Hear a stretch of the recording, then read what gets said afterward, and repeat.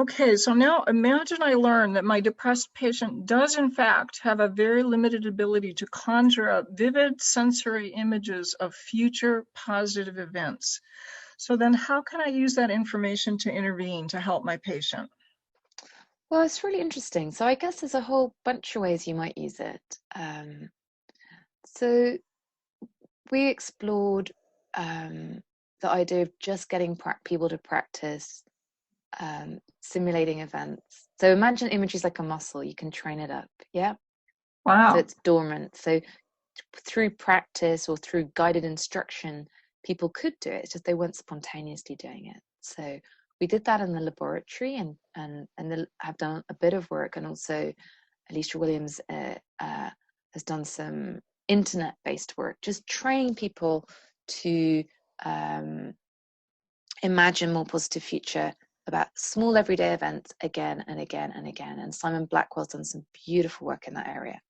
So you could just focus on that. And I think that in and of itself could be very useful for the kind of people who perhaps aren't quite ready to tackle the big negative, but where anhedonia is a future. And I think it's certainly part of our toolkit. But perhaps we could be even more precise than that. Perhaps there are many small things that we could use positive imagery for. Perhaps if someone has a problem remembering to do their homework, getting someone to visualize doing it and visualize bringing it back Or can be forgetting to useful. take, I have one of my guys, he forgets to take his medication. So Yeah.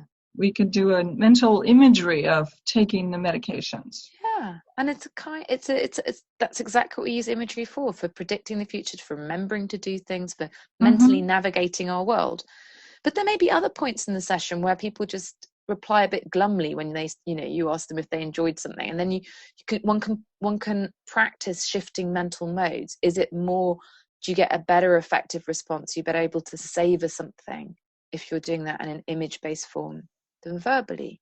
And if that's the case, is that helpful? So imagine they did do the homework and they did try to do something that we were hoping would give them some positive emotions or gratification, but they don't seem to be experiencing it. We could ask them to recruit a positive image of the experience. Is that what you're suggesting? Yeah, and certainly if we're thinking about remembering something, does it become more positive if you're able to add the image-based detail and bring it to life more richly? Okay. So I guess just for boosting positive affect within the session is to summarize that bit, but also boosting positive affect with relation to the future and completing tasks. And as you pointed out, with remembering to do things, that could be super useful too.